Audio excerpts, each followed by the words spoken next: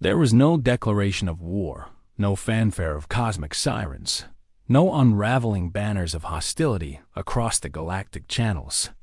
There was only a deliberate delay in the Council's scheduled proceedings, one that began with a silent tightening of diplomatic corridors, one that smelled faintly of fear masked in the perfume of protocol.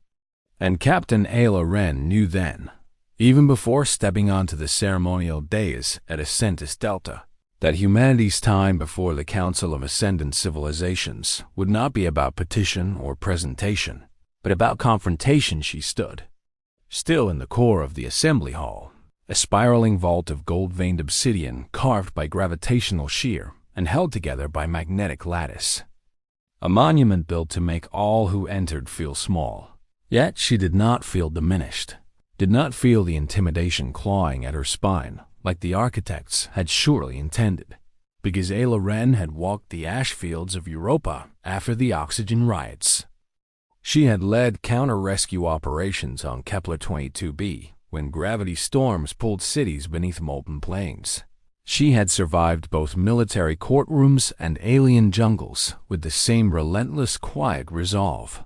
And above all else, she had earned the rank of strategic attach not by favor or fame, but by doing what she always did, adapting before the threat was even recognized. The hall's 100 voices stilled when her boots echoed against the speaking platform, and her dark gray uniform, unadorned but marked with the silver line of the United Nations Defense Fleet, seemed to ripple in the magnetic atmosphere, not with pride or power, but with something far more unsettling to the gathered species neutral.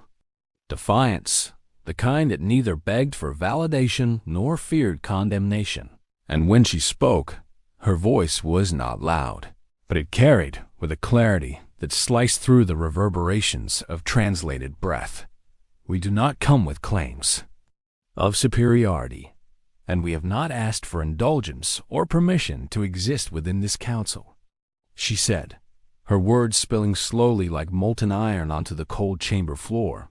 What we bring is not tribute, not treaties carved from weakness, but a truth tested in extinction drills and resilience metrics, a truth that begins with survival, evolves into understanding, and ends with responsibility we do not intend to abandon.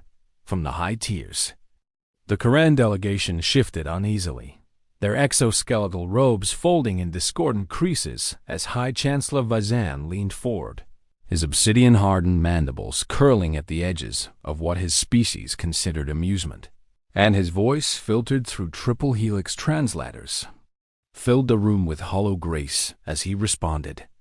Captain Ayla Wren of Earth, you mistake the silence of our chambers for all, when it is merely the courtesy extended to underdeveloped cultures whose bark echoes louder than their root system. Allows this council, shaped by millennia of order and consensus, does not recognize threats masked in oratory. Ayla did not blink, and the silver light in her iris flickered with a retinal microcalibration as she met his gaze, not as a supplicant, but as a tactician measuring wind speed before the drop. I'm not here to threaten, Chancellor, she said, folding her hands behind her back, shoulders locked with trained restraint. We're not so naive as to presume force will earn us respect among those who see time as property. But you must understand something fundamental about my people. While we lack in temporal tenure, we make up for in pattern recognition, and every time your council has turned its attention toward Earth, you've seen turbulence, instability, volatility, but you've missed what it always resolves into we survive, not as anomaly, but as intention. The silence that followed was brittle, not broken. The Selthari ambassador, all shimmering tendrils and mirrored speech notes, pulsed once with quiet contempt before speaking, her voice fractal and layered. If adaptation were the measure of civilization, then viruses would sit at this table. Not sapience. Humanity has no archive, no philosophical cornerstone, no anchoring civilization older than its own recorded air, and yet it arrives with the posture of permanence. Ayla allowed herself one breath, slow and calculated, before stepping forward just enough to violate the invisible boundary of ceremonial restraint. And she lifted her eyes to meet each quadrant of the chamber, not with aggression, but with a clarity forged in the isolation of orbital command towers, where mistakes meant dead colonies. You're right, we are new, and that newness is a weapon sharpened on the ruins of every species that mistook novelty for weakness, she said, her tone unwavering. We don't have ancient temples floating in gas giants or consciousness chains, stretching back to the first thermonuclear sunrise, but we have memory, and memory is a far more honest ledger than heritage. Our history is short, but our decisions are recent, which means our mistakes still bleed in our hands, not in the mythologies we edit to make ourselves feel righteous. A long pause draped the chamber like a shroud, pulled halfway across a corpse. Then came the ripple of unscheduled data transfer. A council. 8 froze as their console flickered to show unauthorized transmission headers labeled Sol Intel Prod 7. K-Class Proximity Deployment. The Council's inner security framework registered it not as a breach, but as a signal humanity had just opened its hand enough to show that it had claws, not to strike, but to remind. Vezin leaned back, his voice no longer amused. You adapt like rot, Captain Wren, expanding into spaces unearned, enduring not by excellence but by a mission. This is not evolution. This is infestation. And infestations are not granted sovereignty. They are managed. She tilted her head slightly, not in challenge, but as if contemplating the ancient tragedy of arrogance that could not see its own repetition. Chancellor, she said quietly, the faintest hum of fire behind her words. You speak as though civilizations collapse from invasion, but real history shows that empires fall from underestimating the one thing they could neither suppress nor predict. The one force that doesn't obey systems, doesn't worship power, and doesn't forget when it's been dismissed long enough to learn the terrain of the enemy. She took one step back, and the platform began its slow descent as her closing statement triggered the formal end of session. Every extinct empire had one thing in common, she said, as the platform vanished beneath the floor. They pissed off humanity. The encrypted signal from Asenis Delta was received precisely 11 seconds after Ayla Wren's descent from the speaking platform, and by the 15th second, the Lunar Defense Command had already parsed the embedded metadata, decrypted the threat indicator in Segment 9 of the Council's diplomatic tone analysis, and initiated Sol Protocol Phase 1 with no need for spoken orders, no raised voices, and no hesitation from a single hand on a console far beneath the gray surface of Earth's moon in the subterranean vaults of Fort Langley Prime. Admiral Suresh Ilian stood with arms clasped behind his back before the rotating projection of the council chamber, his gaze fixed on the slow, ceremonial rhythm of the alien response team exiting the hall like vultures stepping away from a carcass that had not yet stopped twitching. He was not a man of visible emotion, not by choice, but by decades of necessity, 22 years in counterinsurgency, 14 in interstellar logistics, 5 in off-world reconstruction, and now 7 at the helm of Earth's planetary defense doctrine, where sentiment was classified as a liability, and precision as the last virtue humanity could rely on when the stars turn cold. They've made their position clear. His voice came low, surgical in its tone, as the room dimmed and the room's outer perimeter began sealing with magnetolocks. This was never a negotiation. It was an appraisal one that ended the moment Ayla said the word responsibility. Because to them, a responsible species is a dangerous species *. Commander Eli Navarro, a tactical systems analyst who had once been a field operative in the asteroid sieges of the Vesta cluster, stepped forward, his eyes reflecting the cascading readouts of orbital relays, now rerouting all high-band transmissions out of the Sol system through shadow channels. We have confirmation of 3 Class 9 observer drones along Neptune's outer field. Zelthari design with Koran sensor blending lethal payloads not confirmed. But movement suggests strategic tethering. Admiral. Ilian didn't blink asterisk. Pull the ghost array from cryobank and deploy countervol in position theta. He said, voice calm but final. I want every orbit outside Mars laced with temporal disruptive fog within 36 hours. And I want Terran orbital silence instituted across all civilian chatter. No leaks, no speculation, and certainly no media engagement. Across the darkened room, a series of digital keys rotated into place, one by one. Each activation bearing the code phrase, Engagement Zero Assumption confirmed. The threshold protocol that meant Earth had officially exited passive observation and entered non-declared defensive hostility. The activation was not a call to arms. Not yet, it was a shift of posture. Humanity was no longer asking for a seat at the table. It was preparing for the moment when the table would be flipped. Asterisk, within the nerve core of Earth's defense AI cluster. The Sentinel cognitive chain began cycling dormant algorithms, hundreds of them designed not for aggression, but for resilience, decoy logic, predictive pattern mapping, and atmospheric concealment, the kind of defense patterns that didn't just dodge an attack, but rewrote the rules of visibility itself.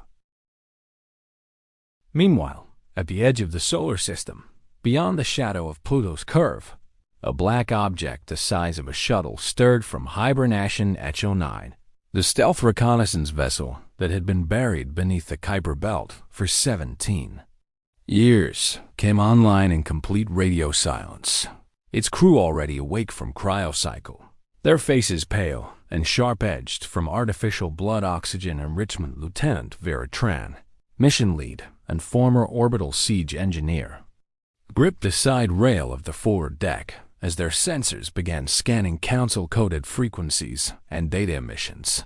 Their purpose not to intercept or attack, but to watch, to map movement, to chart intentions, to record the unspoken truths of species that had once assumed Earth would always speak softly because it had once carried no stick. We're ghosts now, Vera whispered to her team as they aligned their vector. And ghosts don't knock. Back on Luna, Admiral Ilian opened a secure line to Ayla Renhead. Didn't use a hologram. Didn't bother with visual feed. Only voice clean, untraceable, direct. You did what had to be done. Ayla, he said, folding his fingers before him as the chamber lights rotated back to standard luminescence. Now we do what we were built to do. Give them time to doubt what they thought they knew. There was a pause on the other end, a breath measured with military clarity. We're not ready for a full front. Ayla Said Ilian answered her without hesitation. We don't have to be, he replied. We just have to make them think we are long enough for them to forget they ever believed otherwise. And with that, the Soul Protocol advanced to Phase 2 Earth, had not drawn a weapon, but it had locked every door, cut every camera, and begun rearranging the battlefield before the first enemy even reached the gate. Terran freighter Crown Meridian was not a military vessel, nor was it registered under any subversive route masking protocols. Its path had been declared, validated, and transmitted across all diplomatic frequencies under Council Transit Law 2 to 4 Zeta, the same law ratified during the Centauri Treaty that the Koran Imperium themselves had once authored to protect strategic commerce routes through neutral corridors.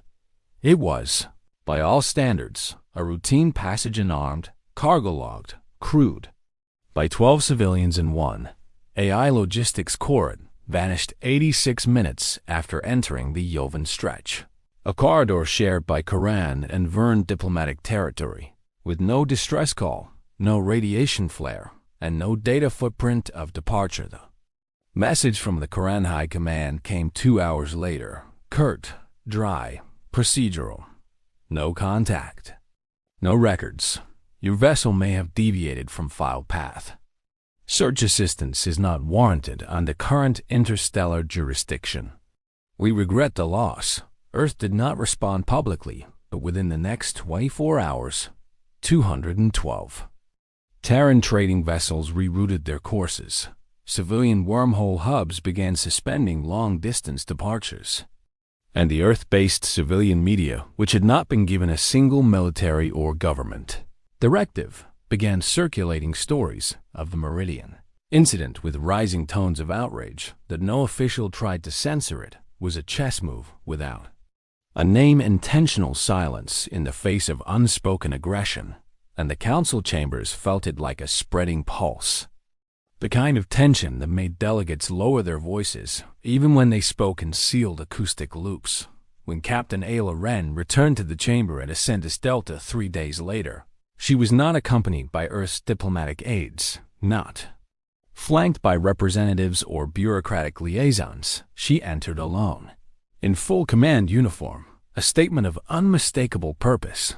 The council's central administrator, an Etherian construct named Kidal Aranis, extended the procedural question.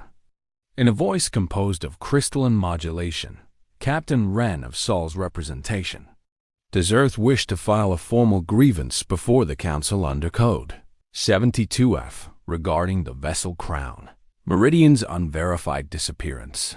Ayla didn't nod. She didn't look at the screen showing the destroyed telemetry. She simply spoke.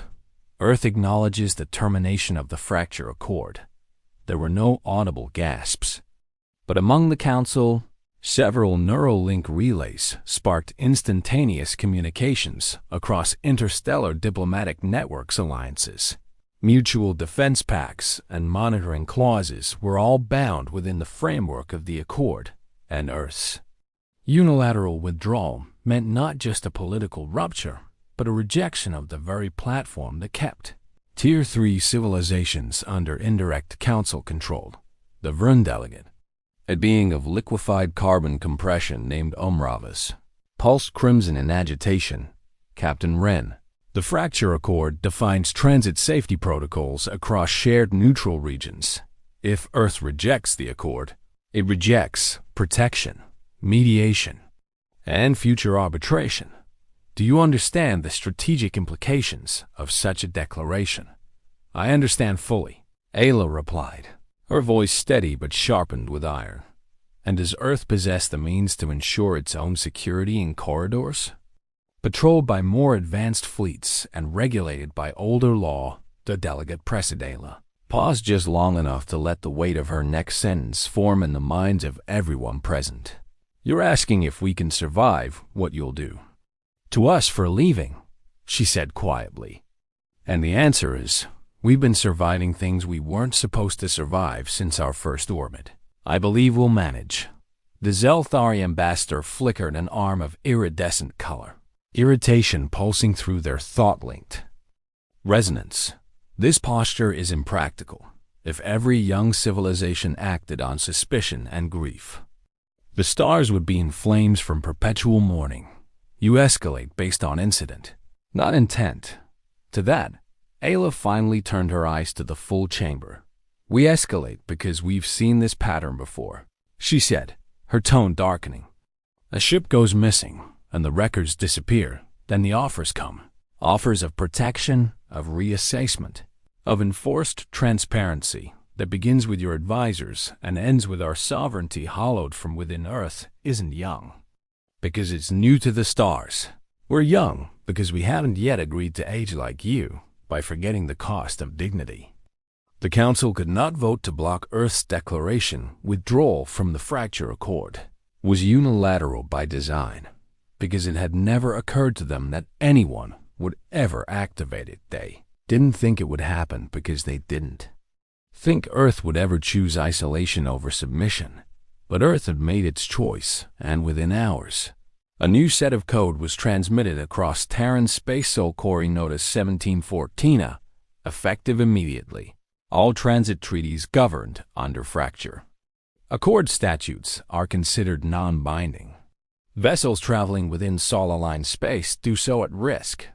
Diplomatic immunity no longer guarantees non-engagement. The statement was simple. The message behind it was not Earth would no longer play by rules that have been written to ensure it always lost just slow enough to never revolt some. called it madness. Others, in private networks among outlier species and fringe political factions, called it courage. The Quran called it a test. The Verne called it an error. But Loren, standing beneath the twin moons of Asenis as her shuttle prepared to return her to Luna Command, spoke into her private log before re-entering planetary blackout. "They never expected us to walk away from their table," she said, as the stars began to tilt in her shuttle canopy, "which is exactly why we had to." The Quran Imperium did not issue a formal declaration, nor did it broadcast tactical movement through the usual council-sanctioned beacons, because it did not believe Earth had earned the privilege of provocation documentation to the Quran. Earth's withdrawal from the Fracture Accord was not a diplomatic offense, but a containment failure, and containment failures were not punished for disobedience. They were removed for contamination when the Quran Task Force descended on Euryalus Prime. It did so with clinical precision, 9 war cruisers and 3 command-forged carriers sliding out of rift space without ceremonial flare or atmospheric burn, deploying atmospheric displacers that turned the colony's upper sky blood red as the ion fields cracked against the planet's electromagnetic shield. Euryalus Prime had been a shared settlement project jointly funded by Terran Bioterraforming engineers and Quran industrial geneticists, a venture built during the early years of the Accord, where mutual development had been sold as a symbol of cosmic cooperation. Before sovereignty had begun to taste more like dependence, the Quran claim was simple. With Earth no longer a council-bound entity, its claim to Euryalus was null, and therefore Euryalus was Quran territory now. But when the 1st Quran Battalion attempted surface breach, they encountered defenses not documented in the colony's registry, defenses that activated with machine logic far beyond the expected.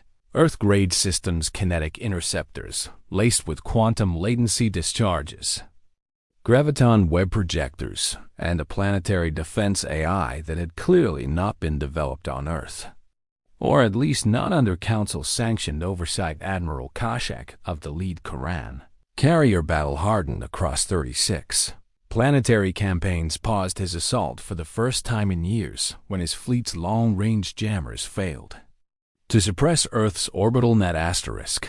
This response profile exceeds documented human military doctrine, his second-in-command noted, mandibles clicking in unease.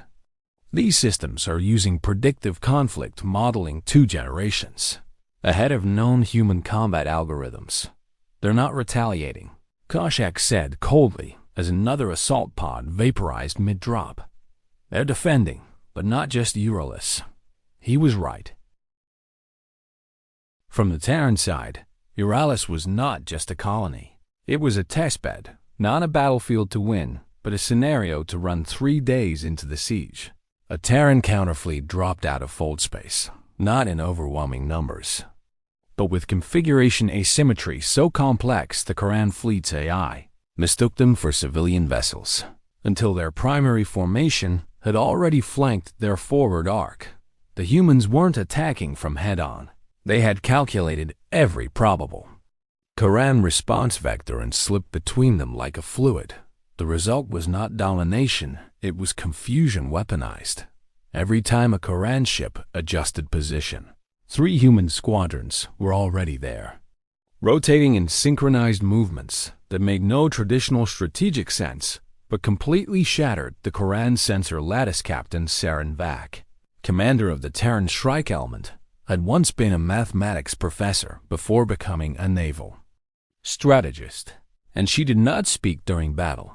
She wrote algorithms, and this one was designed to emulate a patentless predator when the Quran began falling back. It wasn't because they were outgunned, it was because they couldn't find a pattern to kill by the end of the 4th day. The skies over Euryalus had stabilized. Only 3 Terran ships had been lost, one deliberately. Its wreckage used to cloak an ambush maneuver that disabled 2 Quran flagships simultaneously, and in the final hour of withdrawal, a public frequency message from the Quran admiral was intercepted by at least 16 allied systems across the region. Human tactics are no longer linear. They have surpassed spatial logic. They are designing encounters with intent to destabilize not just our weapons, but our certainty. Earth's fleet didn't pursue the retreat. They didn't need to. The message had been delivered, not in victory, but in precision, not in slaughter, but in controlled mercy back on Luna, inside the deep core. Analysis chambers of Earth's Unified Defense Command. Admiral Ilian stood silently as battle data poured in, reconstructed in real time over a holographic model of Euralis's upper atmosphere.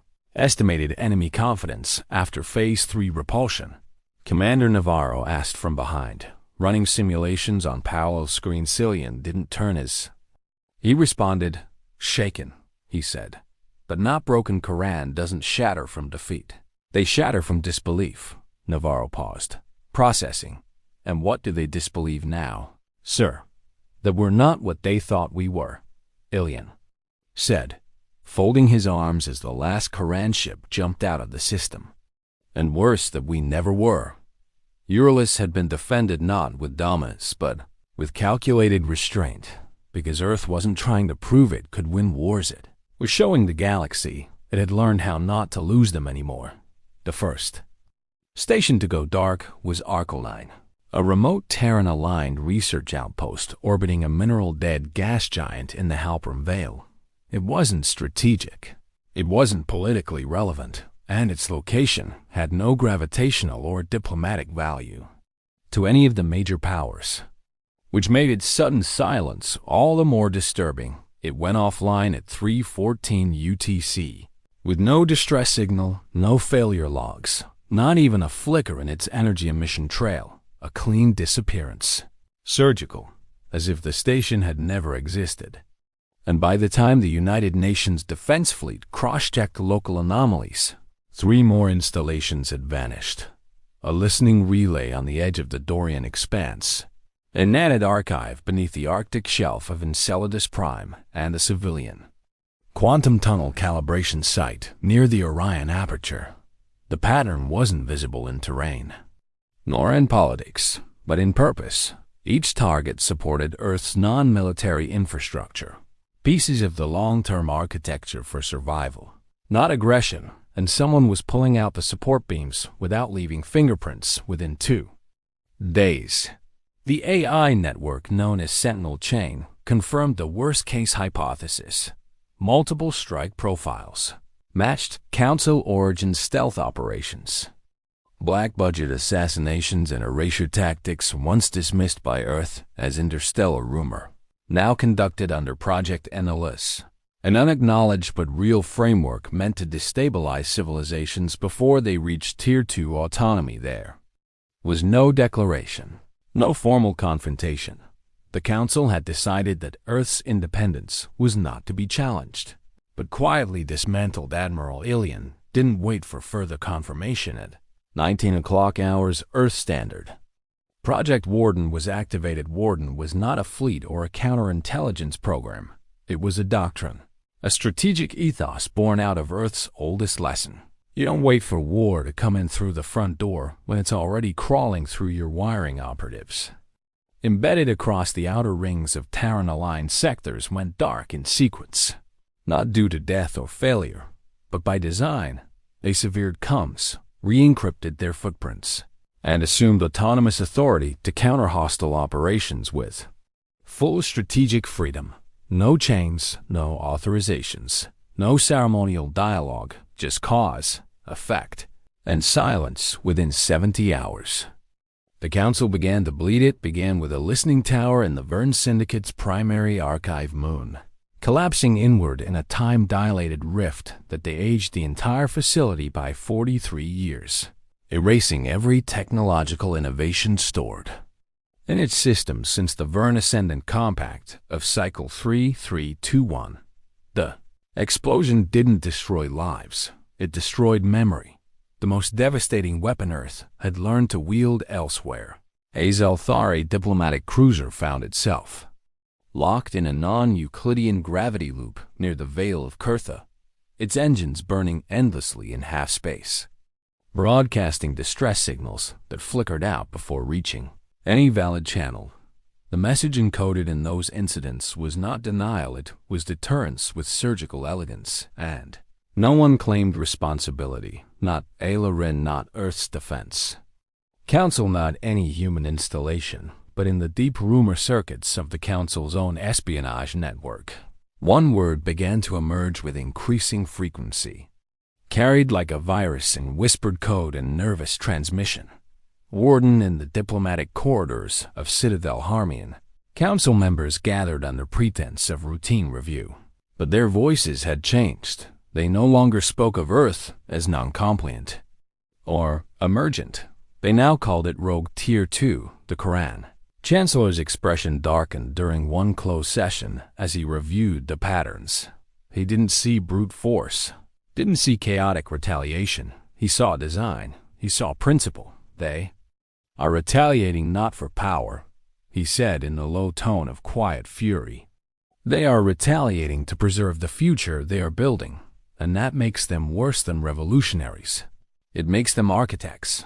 The Verne delegate, still trembling from the archive loss, leaned back and murmured, "They aren't burning our halls out of vengeance. They're freezing us out of history. Back on Earth, in a vault beneath the Andes, known only by its call sign Black Loom." Ren met with Ilian in person for the first time since the Meridian incident. They did not greet one another. They did not rest, and they did not sit. The room was lined with encoded trajectories, data pulses, predictive escalation arcs, and an open archive of all Council-aligned communications monitored through passive ShadowNet filter. Sela spoke first. "They're escalating faster than expected. We've hit 5 targets. And now they're discussing direct sanctions against Earth's exoeconomy." "They won't sanction," Ilian said flatly, scanning the data stream with surgeon's precision. "They'll try to trap us into doing something that justifies a formal war vote. But we won't give them that." She glanced toward the updated analyst operation logs. 32 confirmed. Terran installations erased. "How many more do we lose before we hit back openly?" "We already are," he replied, turning to face her. "We're just not hitting their ships. We're hitting their confidence. Their belief that humans can only win by accident or desperation." His voice held no anger, only iron. "We are not desperate anymore. Outside. Orbital satellites realigned silently above the Earth's atmosphere, and in the far distance, cloaked stations began transmitting false signal decoys across Council-aligned space. The Council had tried to remove Earth from the equation instead. It had forced Earth to rewrite the math, and as Project Warden expanded its reach beneath the surface of stars and silence, a message began to spread, not in words, not in signal, but in consequences. Earth was no longer defending territory. It was defending intent. The first whisper came not from a diplomat or a Council operative, but from a Sarakai, elder living deep in the edgeworlds, a Zekar Dawn, one of the last memory holders of a once feared nomadic civilization that had vanished from galactic maps 2 centuries ago after refusing Council assimilation. The Council had assumed the Sarakai were extinct, their fleets lost in the vacuum storms of the Jarnfold, their wisdom buried in untranslatable philosophies and sand-sunken archives. But Earth had never accepted that assumption, not because it was hopeful, but because it was thorough. 57 years ago, a Terran research expedition in the Elvier Drift had offered the Sarakai sanctuary not in exchange for data, weapons, or allegiance, but for respect, for preservation, for nothing more than the right to keep existing on their terms. They had remembered that asterisk, and now, as the Council tightened its noose and Earth's exoeconomy began to strain under blocked cargo lanes and manipulated trade nodes, the Sarakai emerged again, not from warships, but from ideas. They arrived in unmarked vessels that folded space in ways Council sensors could not fully record, appearing first above Ganymede Station, then over Elise Core, And finally at Earth's L4 Sol Watchpoint, where a delegation of 7 stepped onto Terran soil with no announcement, no entourage, and no title as Admiral Ilian and Ayla Wren stood side by side to receive them, flanked by a full analytics unit and 3 silent sentry drones. But when the Sarakai leader spoke, his words needed no translator. "You gave us time when no one else did," said Ezeker, his voice sand rough and slow like tectonics moving beneath. "Memory. Now we give you the second way." The second way was not a weapon, not a fleet, not even a doctrine. It was a rewrite. The Sarakai gave Earth a gift called the Holovector, a mathematical technique that allowed vessels to exist fractionally, displaced from time's core stream, not faster than light, not stealth, but something stranger, a method of being out of sync, 1.2 seconds ahead of local time. It wasn't a way to run it was a way to be unreachable until chosen within days. Earth had refitted 3 of its core recon vessels, Ghost Spear, Kyber Wind, and Nova's Promise with Holovector drives, launching them in complete blackout through simulated wreckage trails so that any Council surveillance would assume they were destroyed in sabotage operations. Activation of these ships marked the beginning of operation. Dust Crown It was not an invasion, it was pre-positioning. Each ship vanished into the depths of space with a single directive: observe and remain unfindable until instructed to bloom. Meanwhile, the Council grew nervous, not because Earth had declared war, but because it hadn't. There were no retaliatory broadcasts, no mass fleet deployments, no diplomatic outbursts, only silence. And in that silence, Council systems began failing slowly, inexplicably, in patterns that made no sense. A primary trade relay between the Verne Syndicate and the Andelar Archive began echoing shipment requests that had already been fulfilled. A minor administrative server at the Zelthari Ministry of Conflict submitted a withdrawal notice written in their own diplomatic encryption, but signed with Ayla Wren's credentials. A Koran military academy received an authentic simulation file showing how every war they had ever won could be reverse-engineered into defeat by adjusting one key assumption. None of it was directly traceable. None of it violated Council war codes, but all of it eroded certainty within the highest chamber of Council intelligence oversight. The chief analysis director of the Zelthari Combine stated it plainly to her colleagues during a sealed transmission. "They are not attacking us. They are inviting us to imagine we've already lost, and that is an existential strike we are unprepared to counter." Back on Earth, Ayla stood in the hollow center of the Terran Alliance memory vault, gazing at a suspended model of the Holovector, watching the pulses ripple in intervals she couldn't predict, but instinctively understood. "They're going to escalate," she said without turning. "They can't tolerate silence. It undermines their framework for control." Admiral Ilian stepped beside her, arms folded behind his back, expression unreadable. "They're already preparing for a blockade of the Sol system," he said quietly. "That they won't attack first, they'll engineer a mistake, force us to fire first, and then declared themselves the victims of aggression." Ayla narrowed her eyes at the floating sequence of ghost ship telemetry and nodded once.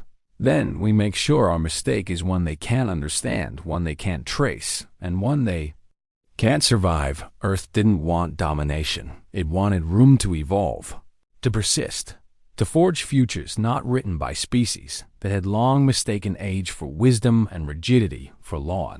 The galaxy was starting to understand something it had never considered before, that silence from Earth was not retreat, it was rehearsal, and the moment the curtain lifted, the next scene would not be theater, it would be reconstruction on humanity's terms. The blockade began at 4:16 Earth Standard, not with a battle, but with legal documentation.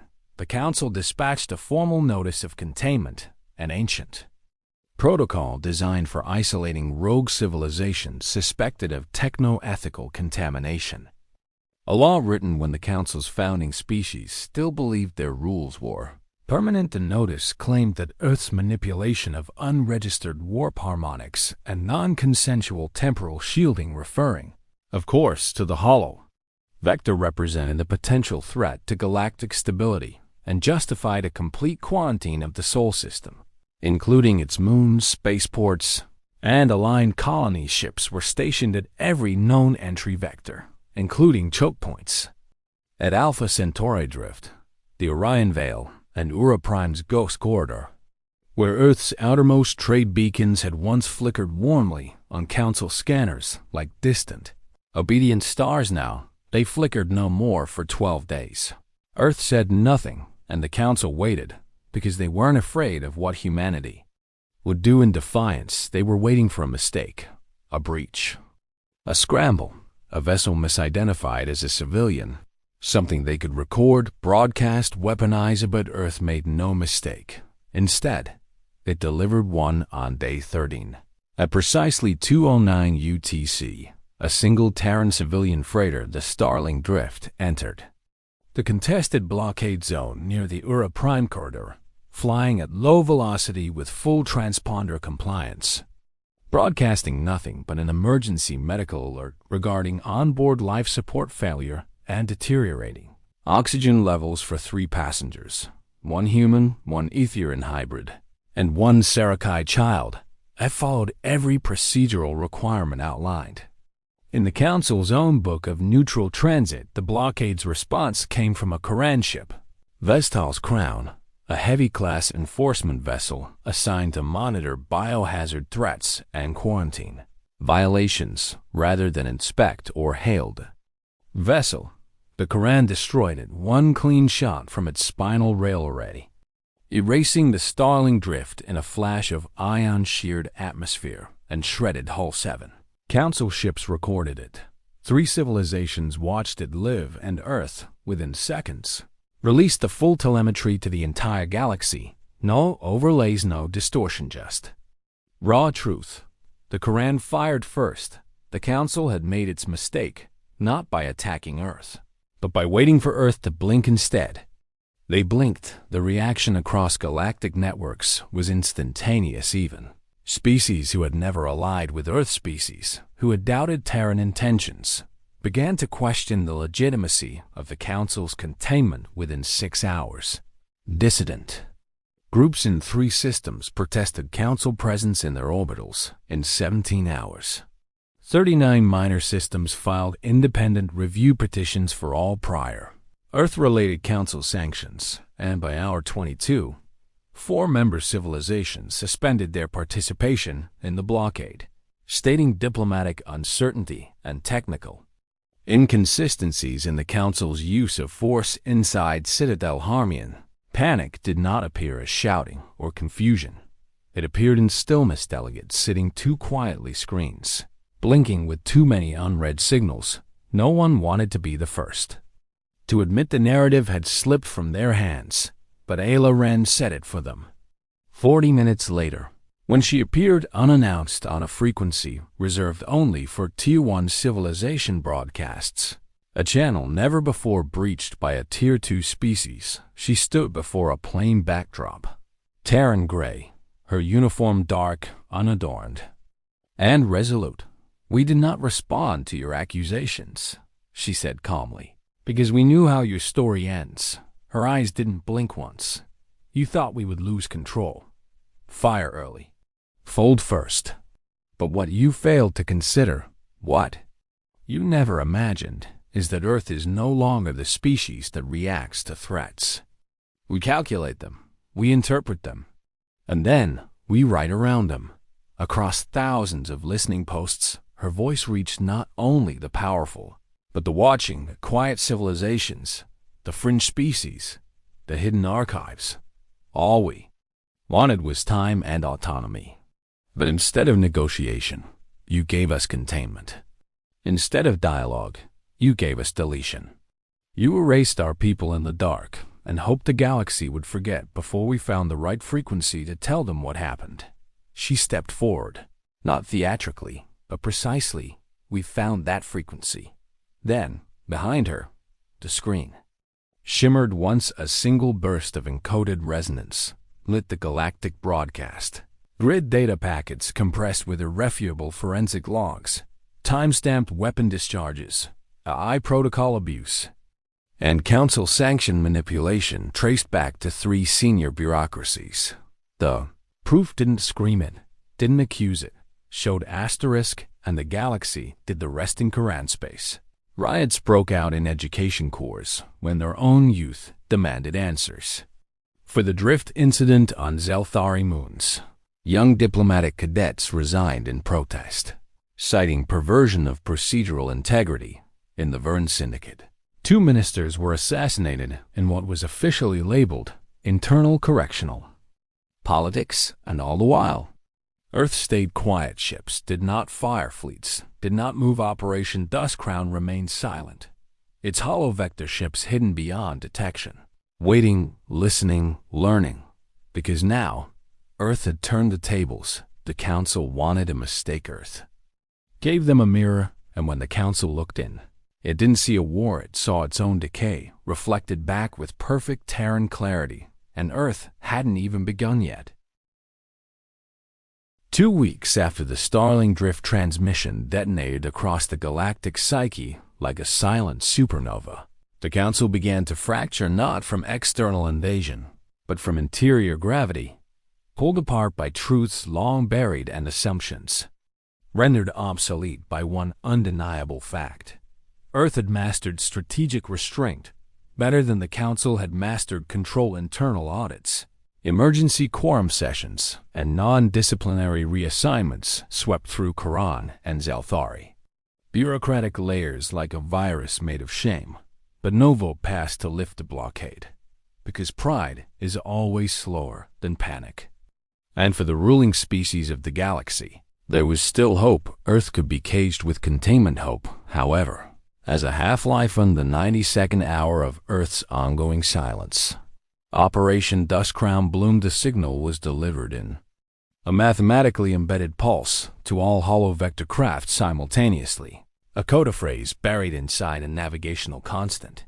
Inevitable divergence begins, and in that moment, the galaxy changed form. Ghostbeer appeared first, not near Sol, but above Elzanthra, the Zelthari's high-luminosity archive planet, whose planetary shield had been considered impenetrable for 4,000 cycles due to its sentient firewall constructed from layered electromagnetic logic strands. Hosper did not breach the shield, it simply bypassed its presence by phasing in 1.2 seconds ahead of its signal resonance curve, allowing it to transmit a duplicate of the entire core archive, every war record, every diplomatic manipulation, every black site commissioned directly into the public domain of 36 non-aligned Tier 3 civilizations. It left without ever being seen. 20 minutes later, Nova's promise emerged over the moons of Dreshkar IV, a Quran military-industrial vault world.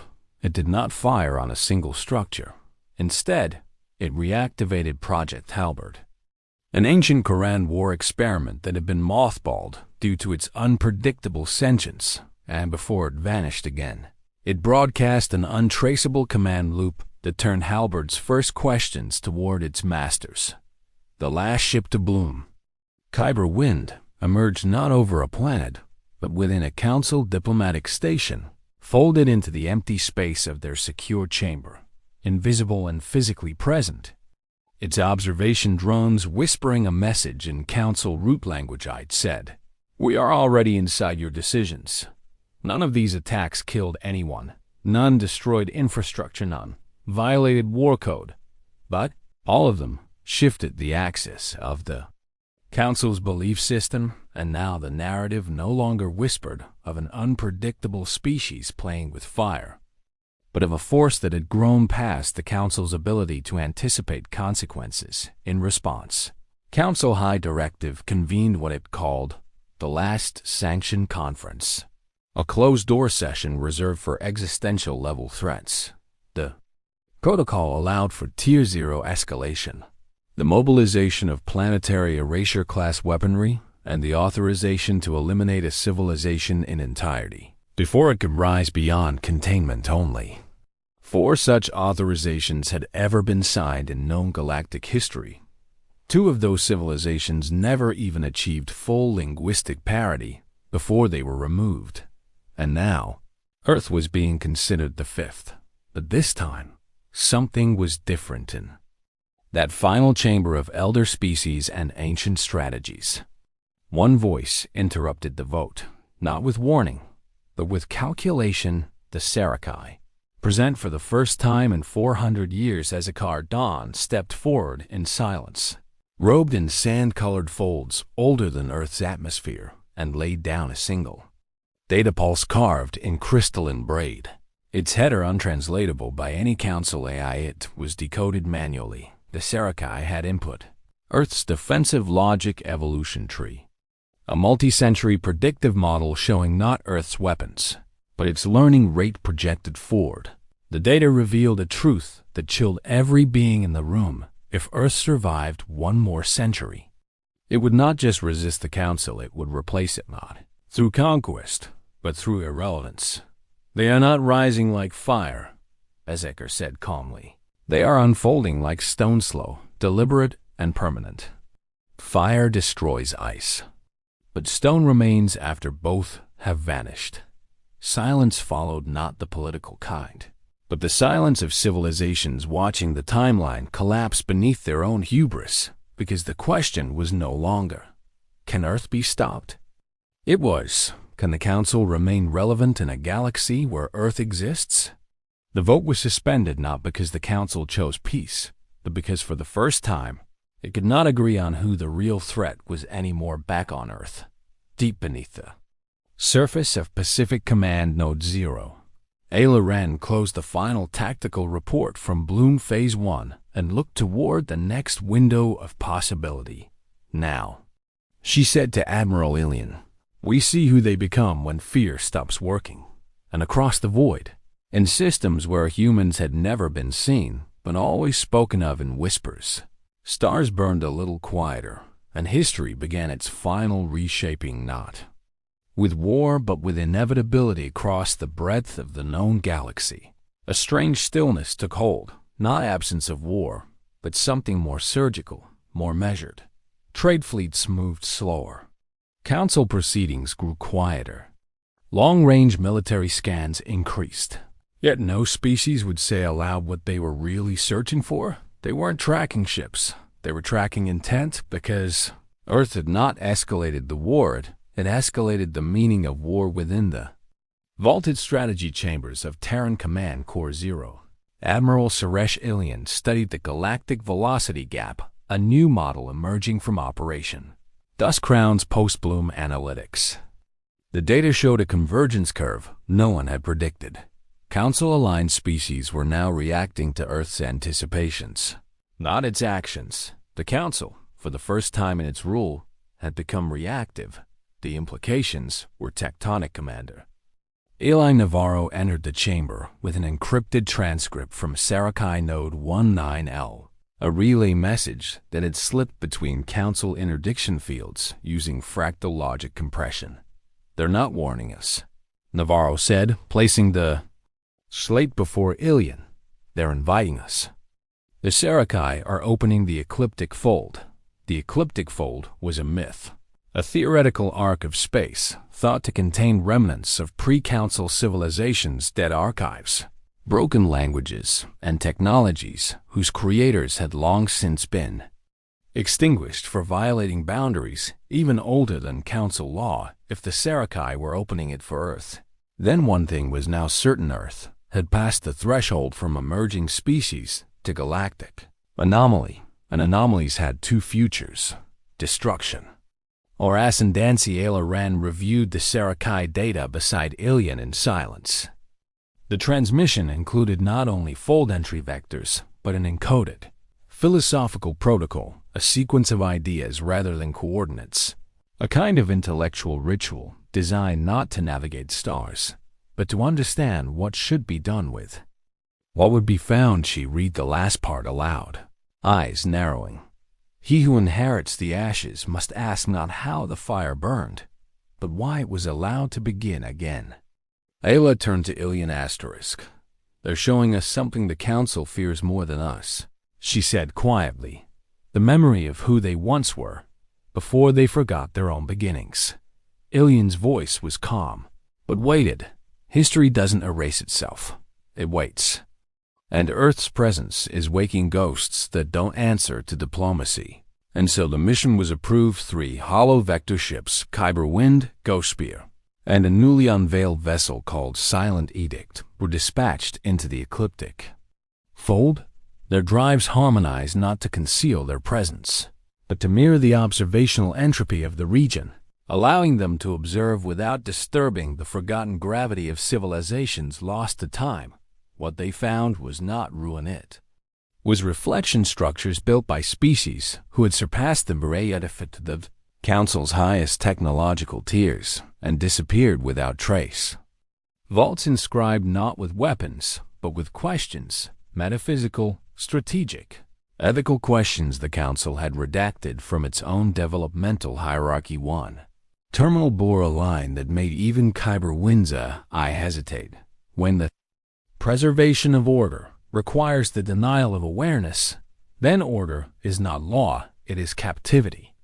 Back in Council space, the impact was beginning to show in unexpected fractures. A Zelthari military officer leaked footage of a non-human biological intelligence discovered and destroyed by Council-mandated Akaran scholars began publishing counter-essays on the ethics of preemptive extinction. Vern archives were hacked and released, revealing their species had once lobbied for Earth's containment before humanity had even reached Mars orbit. The truth now spread faster than protocol could contain, and still Earth did not strike it, simply showed with every leak, every broadcast, and every silent return of a hollow vector vessel. Earth revealed more than data. It revealed the lie of stability asterisk in a private, encrypted channel routed through 7 distortion mirrors. Ailoren addressed the galaxy one more time, not as a general, not as a diplomat, but as a human being who had stood in silence while Earth was told it must never rise. "I have read your archives," she said, her voice composed but unyielding, "and I now understand what you fear. You don't fear Earth. You fear Earth becoming what you used to be." She looked directly into the lens. "We were never the threat. Your fear is." And fear, unchecked, becomes violence wearing the face of law, across listening posts on colony walls, on prison moons and trade stations. Her message echoed like something more ancient than signal, like prophecy uncoiling from behind history's curtain. And so, for the first time since the stars had formed their ruling order, the silence between empires grew heavier than war itself, not because Earth had fired, but because Earth had become the question no one could unask anymore. The Council met one last time under the shadow of fractured trust and systemic erosion, not in the shining chambers of Citadel Hamian, but in an encrypted orbital node drifting between no man's space, suspended like an apology too old to sound sincere. Attendance was voluntary now. Half of the member civilizations arrived late. A third didn't come at all. They didn't need to. The question wasn't if the Council had lost control. The question was how long ago it had already happened. The Vern delegation arrived silent, their once arrogant biometric displays now muted in respect or fear. The Zelthari sent a surrogate interface, no names, no face. The Quran came alone, their high executor wearing armor that shimmered with embedded mourning patterns from a culture that did not mourn unless it intended to.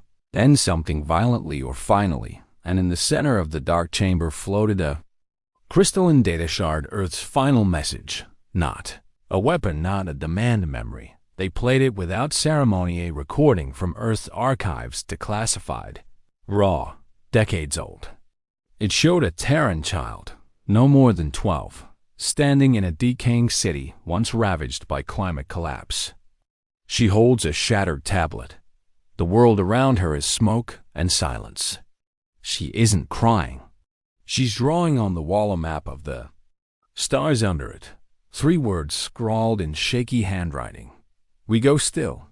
Then came the voiceover, Ayla Wren, now unmistakably older, not delivering orders or threats. "But history, you taught us containment. You taught us treaties built to break slowly. You taught us that power only respects lineage. We learned. We adapted. But we never forgot who we were, not even in ash." She paused, and the silence in that orbital node thickened, every extinct. Empire had one thing in common. They confused fear for obedience, control for peace, silence for surrender.